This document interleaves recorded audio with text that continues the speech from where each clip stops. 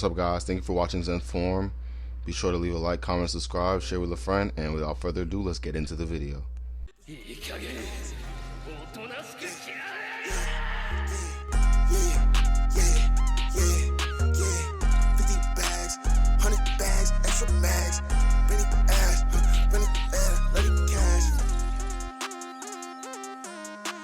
What?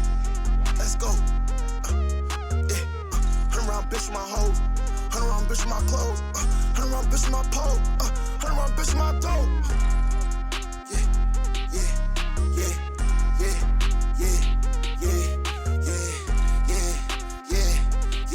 Okay, let's go. Okay, let's go. Taking these, taking these, taking these, taking these, taking these, taking these, taking these, taking these, taking these, taking these, taking these, taking these, taking these, taking these, taking these, taking these. Let's analyze JoJo's Bizarre Adventures and see why it was so bizarre, actually. For an anime and manga, I want to say I can give it maybe a 7 out of 10. Not to be underestimated, but definitely an acquired taste as far as anime goes. So let's start from the beginning. I want to analyze the shift in power systems from Hamon to stands. Okay, so this information comes directly from the Jojo wiki. This is probably the best information I can get as of right now. So Hamon, or the ripple in English, is an energy used in an ancient form of martial arts known as Sendo, Way of the Hermit.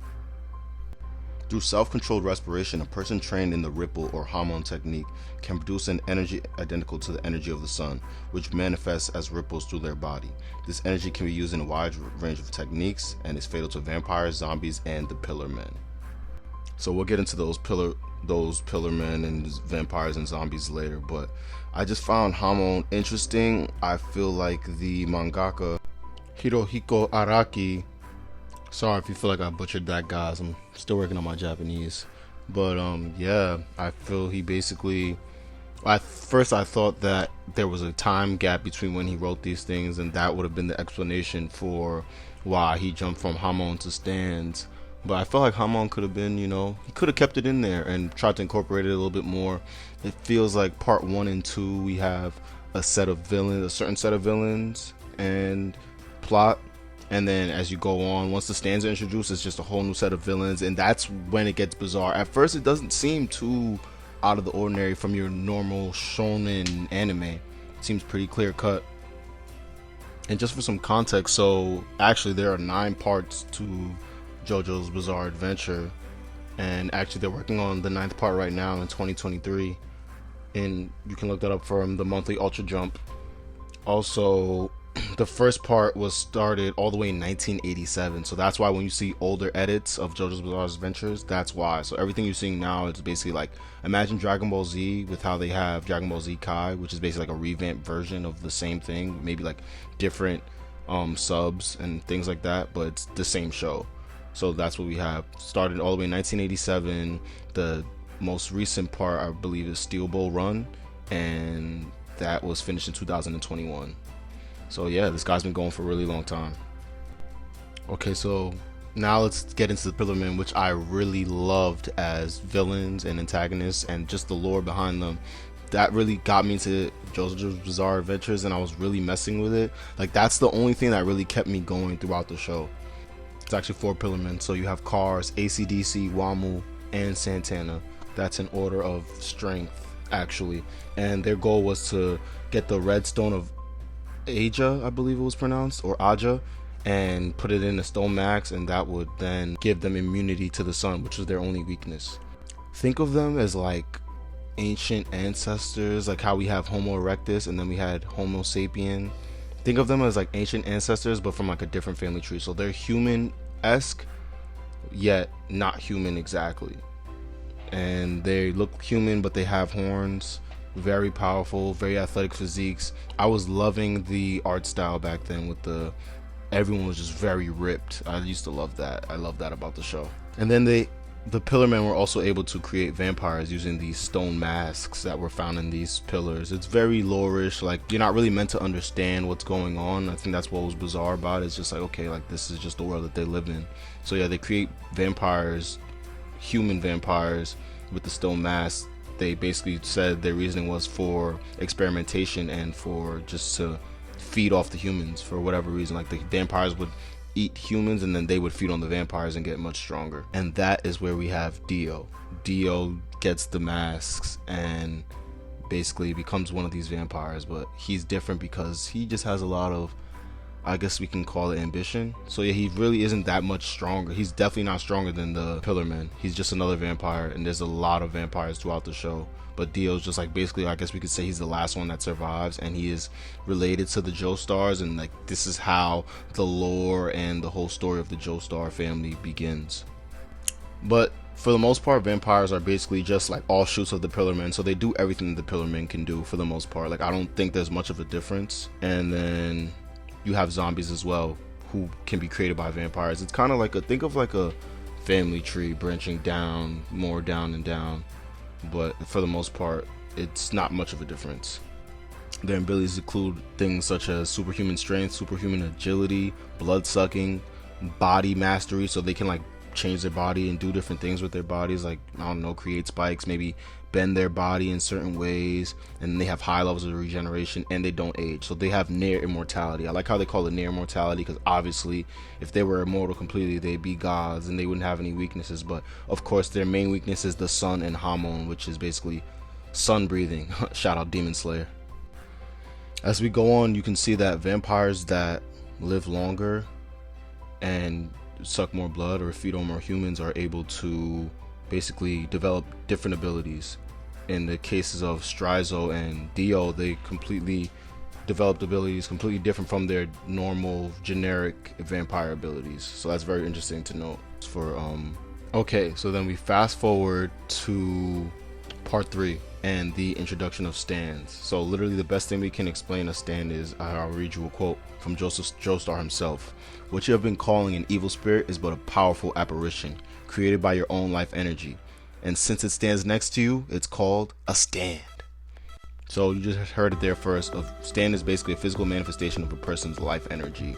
They kind of just threw it in there in part 3, like we didn't really know where they came from, but then later in certain parts they say like basically they tried it in an effort to tie it all together. I remember they had an evil arrow from basically Dio's time, and it was imbued with some type of power, and that was the best way to awaken a stand. Some people awaken their stands just naturally, being maybe relatives of Dio or relatives of Jonathan Joestar, but other than that, you could awaken it through being pierced by that arrow.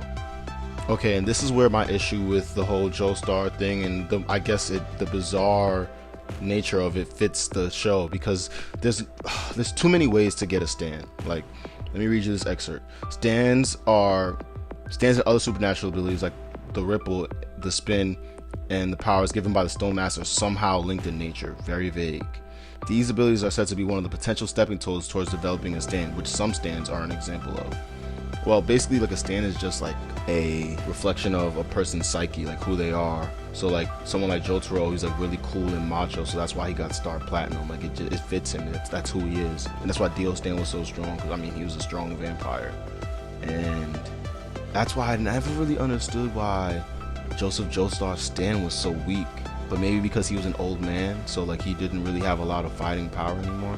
That could definitely be why. But yeah, the reason I didn't like stands, and maybe I'll create a video about this, was because there's too much room for space. Like it's too varying. Like someone could be very OP and then someone could be very weak. Like I didn't really appreciate that. And basically with the stands, since it's basically just based on a character, like you could just have strange abilities that just don't, like there's no limitation to what abilities someone can have. So that didn't really make sense to me, and I didn't really appreciate it.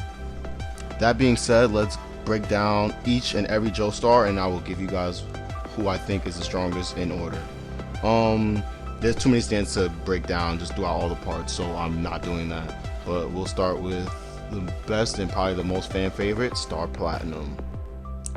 Star Platinum is a close range stand with exceptional strength and speed, as well as gaining the ability to stop time during the fight against Dio. Its overwhelming power, coupled with Jotaro's fighting prowess, makes it one of the strongest and most iconic stands in the series. Not one of the most. Star Platinum, everything down to the design, everything fire. fire, man. Like I really love, like that's what really made me fall in love with the show. It's just very like macho and serious, but I'll get the job done, and everything's a drag. Like I'm just here because I'm just, I'm carrying the team, man. That's just the vibe it gives, Next we have Hermit Purple. That's the stand of Joseph Joestar. I don't really know. That was the first one that made me be like, okay, so stands can be almost anything. Like his stand doesn't even take on a humanoid form. It's literally just vines. And that's why I really didn't like how they nerfed Joseph Joestar, because he was so fire in part 2. Like he really did his thing. But then by part 3, he's like just a weak old man. I mean, he's still in pretty good shape for his age, so he has that. But yeah, Hermit Purple is a vine-like stand that Joseph summons on his sands. It allows users to divine information and messages from other locations. That's it. Like he barely uses it to fight. He really can't. Like he can use it to like transport himself around. Like, but for the most part, it's very weak. Like it's very weak. Like I'll say this right now, he has the weakest stand of all the Joestars. Next we have the World, which is Dio's stand. It's basically like supposed to be the strongest stand ever, able to control time. And it got crazy because Dio was able, as time went on and Dio continued to learn his abilities, he was able to stop time for longer and longer. So basically, they had to defeat him at a certain point or he was just gonna take over. Like they really got lucky defeating Dio. But yeah, he's a very strong stand. I want to say it's basically Star Platinum. It's close range, I'm pretty sure. And it's just like the hype building up to his stand was very crazy. It was lit. Next we have Crazy Diamond, which I loved. I really love this stand. The design is kind of okay. I didn't really like the color scheme, but other than that, very good stand. It's basically, think of it as Star Platinum. Well, basically the theme here is that the Joestar's blood is very strong, so like everyone's stand is somewhat similar in a sense, like because their blood is just so strong. Like they even all have that same birthmark. So yeah, Diamond is unbreakable. Crazy Diamond, the stand of Josuke Higashikata, which is basically, I think he's the great uncle of Jotaro, even though he's younger than him. They have a crazy family tree. Like basically, Granddad Joseph goes and like has like another kid like out of wedlock on the side. The backstories are really kind of funny. It's even more bizarre than the actual show itself. But yeah, very fire. And his ability is very interesting because it says here that it possesses the ability to heal or repair objects and or people, but it's not really like he's repairing it. It's more so like he's fixing it. And I've seen that word be used in the anime, whereas they're saying he's fixing it, almost like he's reversing time. So whatever happens, like let's say glass shatters, he can, if his stand comes in contact with that thing, he will fix it and reverse time so the glass will be completely repaired. It's really crazy. The power is OP. Up next we have Gold Experience or Golden Experience.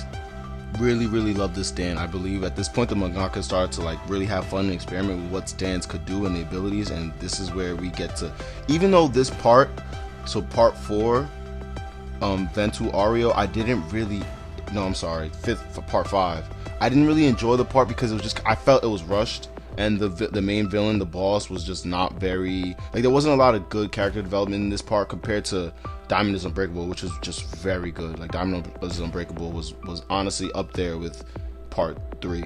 But I just feel like this guy, basically the stand owner, Giorno Giovanna, he carries, like his character was just almost like Messiah-esque, if I would. Like he's meant to be the main descendant of Dio. He's the only Joestar that's actually not related to the Joestars. He's actually a descendant of Dio. But because Dio, this is where it gets bizarre. Dio stole Jonathan Joestar's body. Dio's technically a Joestar. It's hard to explain. It's some vampire. You gotta really watch it to understand. But yes, so he's related to the Joestars in that sense.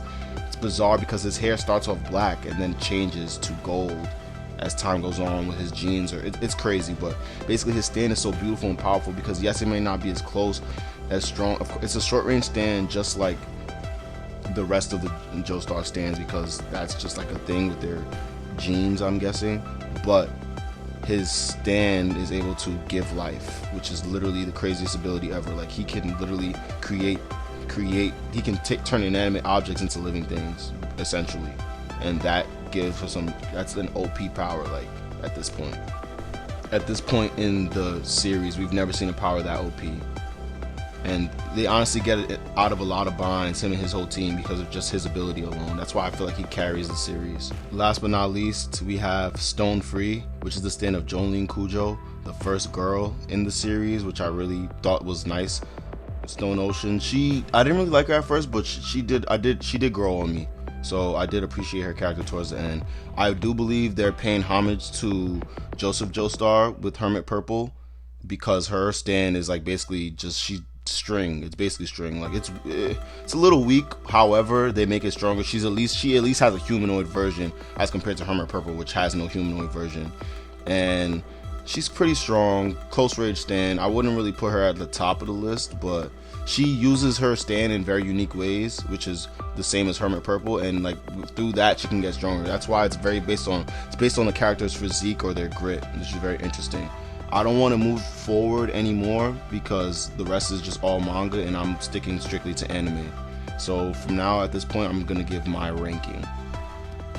In order of strength, if we're counting Dio, because he technically is a Joestar, I would have to actually put Giorno stand Golden Experience first, just off the sheer fact that he's able to give life. Like, he would be very hard to kill for someone that, and he also gets another ability towards the end. It's like an extra ability. I don't really want to get into it, but it's a pretty strong ability, and with the ability to give life, he'd just be very hard to kill.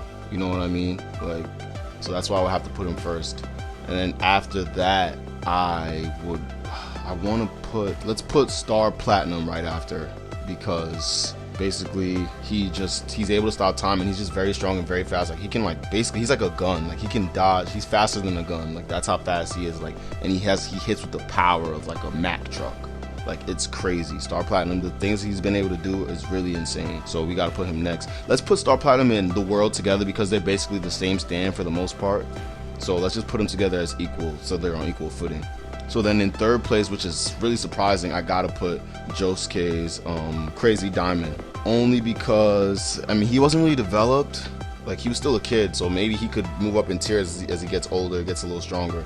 But I have to put him in third place for now. And then after that, obviously we got Jolene. Only because her power, she doesn't really have an OP power. She's just really more guts, which I think is homage to the whole Jotaro Kujo, because she's literally Jotaro's daughter, and she has like that same kind of personality. So she gets stronger throughout the show, but her stand at base level is really not that strong, and it doesn't have any very like otherworldly abilities compared to these other guys. Like, these guys are stopping time and literally destroying the whole fabric of existence and redoing it.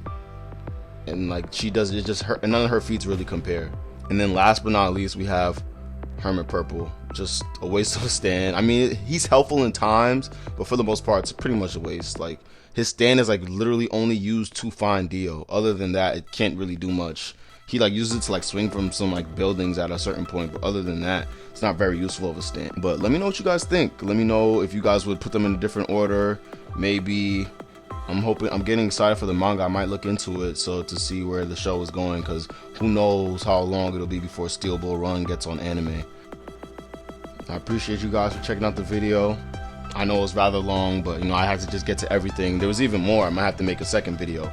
But thank you guys for watching and tuning in and sticking it out to the end. Make sure to leave a like, comment, and subscribe. And as always, find your Zen, your final form.